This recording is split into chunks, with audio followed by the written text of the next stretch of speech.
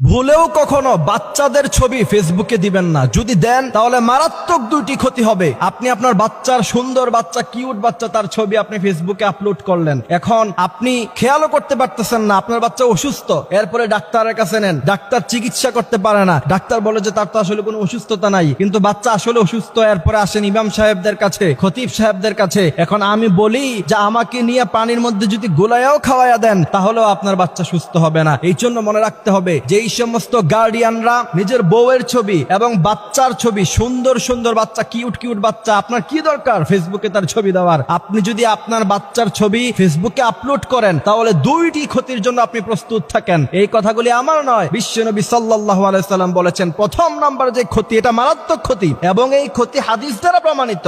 আপনি আপনার বাচ্চার সুন্দর একটা ছবি আপনি ফেসবুকে আপলোড করলেন, এরপরে আপনার পরিচিত মানুষরা ফেসবুকে দেখে সে যদি বদনজর দেয়, আর নজর হাক্কুন, রাসূল করিম সাল্লাল্লাহু আলাইহি সাল্লাম বলেছেন নজর এটা সত্য জিনিস। ফেসবুকে বাচ্চার ছবি আপলোড দেওয়ার পরে কেউ না কেউ বদনজর দিতে পারে, আর আপনার বাচ্চার উপর যদি একজনের বদনজর লেগে যায় তাহলে আপনার বাচ্চার লাইফ শেষ। কারণ বদনজর একটা কঠিন জিনিস। বুখারীর মধ্যে হাদিস এসেছে, আন আবি হুরায়রা রাদিয়াল্লাহু তাআলা আনহু قال قال رسول الله صلى الله عليه وسلم العين حق।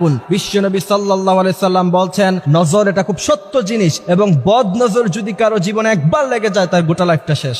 মডার্ন সোসাইটিতে তো এটা একবারে কমন ব্যাপার। বাচ্চা খাবার খাইতেছে, বাচ্চা খুব কিউট লাগতেছে, এবার ছবি তুলে ফেসবুকে আপলোড করে দিচ্ছেন। বাচ্চা হাঁটতেছে, তার ভিডিও করে ফেসবুকে আপলোড করে দিচ্ছেন। নো, কখনো এটা করবেন না। যদি করেন তাহলে একবার যদি কারো বদনজর আপনার বাচ্চার উপরে লেগে যায় তাহলে তার সুন্দর জীবনটাকে আপনি নষ্ট করে দিলেন নিজ হাতে। একজন সচেতন গার্ডিয়ান হিসাবে কখনোই উচিত না আপনার বাচ্চার ছবি আপনি ফেসবুকে আপলোড করবেন। দ্বিতীয় নাম্বার যে ক্ষতি, সেই ক্ষতি হচ্ছে আপনার বাচ্চা তার অস্তিত্ব ছোটবেলা থেকেই সোশ্যাল প্ল্যাটফর্মে থেকে গেল। বিশেষ করে মেয়ে বাচ্চাদের ছবি তো কখনোই কোনোভাবেই ফেসবুকে দেওয়া যাবে না। এরপরে দেখা যায়, আমি বিশেষ করে আমার ফ্রেন্ড লিস্টে এরকম অনেক বাবা মা আছে যাদেরকে দেখি বাচ্চার বয়স 15-16 হয়ে গেছে, বাচ্চাকে বিয়ে দেওয়ার মতো বয়স হয়ে গিয়েছে, এই মেয়ে বাচ্চার ছবি ফেসবুকে আপলোড করে বলে যে আমার কিউট মামুনিটা। তোমাকে কে বলছে? তুমি তোমার বাচ্চাকে, তুমি তোমার মেয়েকে মেয়ের চোখে দেখো ঠিকই, কিন্তু তোমার বন্ধু বান্ধব বা কাজিন যারা আছে তোমার পরিচিত তারা তো মেয়ের চোখে দেখে না। 15-16 বছরের মেয়ে, একটা যুবতী মেয়ে, তারা তো তোমার বাচ্চাকে কখনোই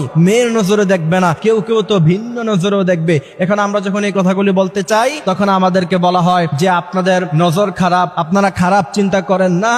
বিশ্বনবী সাল্লাল্লাহু আলাইহি ওয়াসাল্লাম যেটা নিষেধ করে গিয়েছেন সেটার মধ্যে কখনো ভালো জিনিস থাকতে পারে না। বিশ্বনবী সাল্লাল্লাহু আলাইহি ওয়াসাল্লাম বলেছেন একটা বাচ্চা যখন উপযুক্ত বয়স হয়ে যায় তখন তাকে পর্দা করতে হবে। 7 বছর বয়সে বাচ্চাকে নামাজ পড়াতে হবে, 10 বছর বয়সে তাকে নামাজ না পড়লে তাকে পিটাতে হবে। বর্তমান সময়ে বেশিরভাগ মেয়েরা 10 বছরে বালাগা হয়ে যায়, আপনি তাকে 15 বছর তার বয়স, তার ছবি ফেসবুকে দিয়ে আপনি কখনোই এই কথা বলতে পারেন না যে তার উপর কেউ খারাপ নজর দিবে না। সুতরাং এই বিষয়গুলি খেয়াল রাখতে হবে। আল্লাহ সুবহানাহু ওয়া তাআলা আমাদেরকে এই কথাগুলি বুঝার, মানার